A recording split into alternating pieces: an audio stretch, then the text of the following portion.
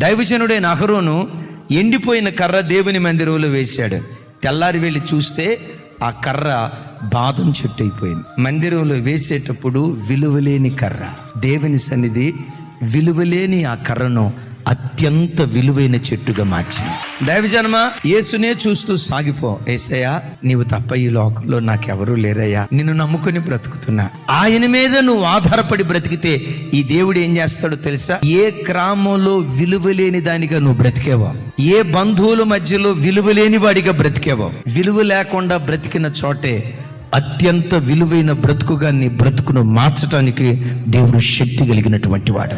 ఎక్కడైనా తృణీకరించబడి విలువలేని వారిగా, విలువలేని జీవితాలు మీరు జీవిస్తూ ఉంటే, తండ్రి, కుమార, పరిశుద్ధాత్మ త్రియేక దేవుని నామం పేరిట నా చేతులెత్తి ఆశీర్వదిస్తున్నాను.